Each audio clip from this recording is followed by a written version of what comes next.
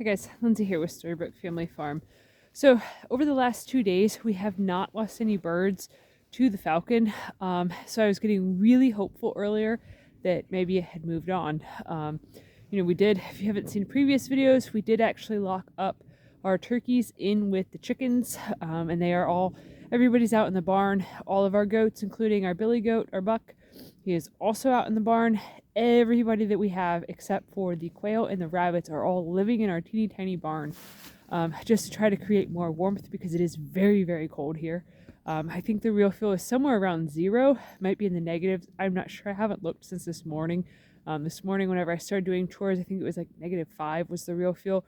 So it's been pretty cold, and I've been outside more than I've been inside today because when I went inside to take a lunch break and to sort of warm up and recoup, I had heard one of the turkeys.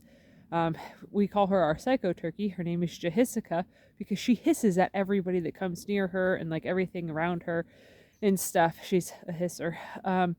So I had heard Jahisica like sounding the alarm, and I could tell that she was no longer like back behind the barn.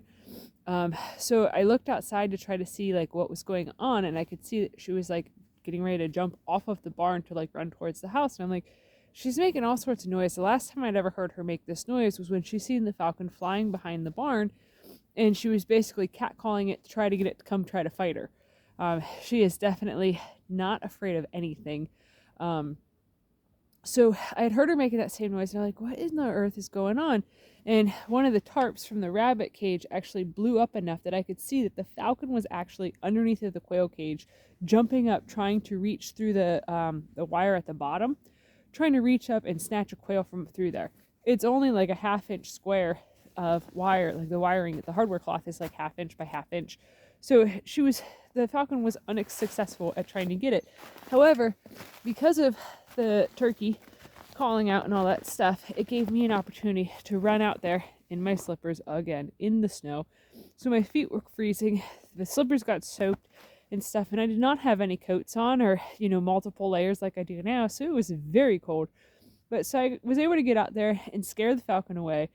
So I'm really hoping that because it has not been able to successfully hunt here for a couple days, I'm really super hoping that maybe it'll just move on. I did get a hold of the next door neighbor because they also have chickens, so that way they, are on alert to be on the lookout for the falcon. Because of the fact that, if the falcon can't get chickens from our house, chances are, since it's already discovered that it really likes chicken, then it'll probably just go right over the hill and through the woods to the neighbor's house we go. So yeah, hopefully all this nonsense will be over.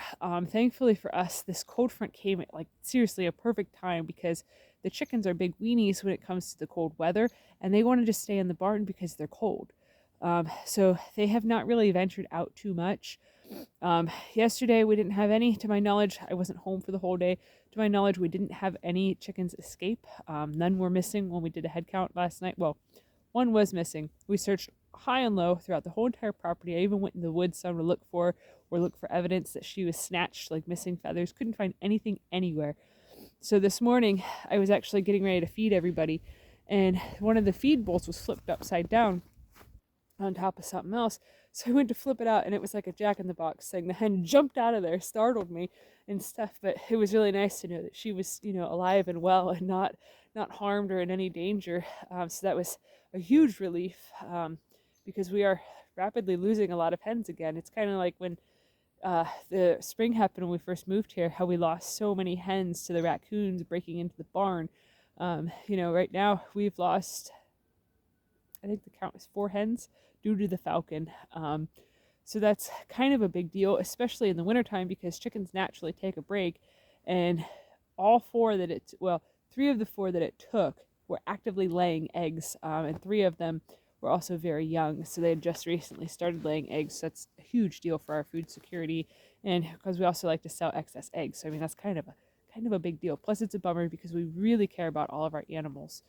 But so I'm really glad that this cold front did come through, simply because of all of the chickens now want to stay in the barn, so it's less likely that they're going to get attacked, because even though the falcon's now brave enough to go right beside the driveway to try to steal a quail from in the cage, it's not going to be brave enough to basically fly into the barn where there is 7 turkeys, 4 geese. I think we have 11 ducks. Tracy's the duck lady, so I don't keep track of them very much. And then we have 8 goats in there right now. So I mean, it's very cramped, very crowded. I don't think the falcon would fare very well, especially if Jahisica's in there. I'm pretty sure she would mollywomp it. But so I wanted to take the opportunity while I was up here and out and about, because I'm also trying to keep an ear out for Jahisica to let me know the falcon's back, but also to see if I see the falcon again, because if I do, then I'm going to run it off again and just hope that eventually it's going to get the picture and it's going to go to some place that's easier for it and less scary for it to try to find feed. But so I figured I would bring you guys up and show you the massive tree that fell down, so that way you guys could see like how much of like an incredible feat that it was for it to come through where it did and not damage anything. So right back over there, well, when I first started filming, you guys could see our house. It's yellow, so it's kind of blending in behind the hemlock tree there. But so back there is our house. Oops. My foot was caught on a vine. That was almost very bad. And right here is the tree. So its trunk was over there, which right down there is the spring. There's the clubhouse. And just over there is the road, which you can't really tell because of the snow. But so it is a very, very big tree. I had been admiring it pretty much the entire 9 months that we've owned this place, because the coloring of it, I think it's really spectacular and stuff. I do believe that this is a locust tree. It's kind of hard to tell because there is no bark left on the tree. But there was a small, this hill's slick. There's a small, wee little bit of bark left on it, and it looks kind of like the locust trees that are here, but I'm not an expert at identifying trees. Now once I cut into it, I'll be able to tell if it's locust or not, because locust is a really dense wood and the rings are really close together, and it's a really heavy stinking wood, which is fantastic for burning in the fire pit, well, for the wood burner. We try to load it up with locust at nighttime and stuff because it burns for a very long time and it burns nice and warm. So this is, I would guess that this tree is probably 75 feet long at least. And the nice thing is that even with my little Ryobi chainsaw, my 12-inch bar chainsaw, I'll be able to cut most of this tree on my own without having to have anybody help me and stuff. So that's going to be fantastic. I absolutely love that little chainsaw because it's not too heavy, it's not super noisy, and it's not anywhere near as intimidating as like a gas-powered one. And like I get really tired easily and stuff, like my muscles and stuff do. I have a lot of joint problems.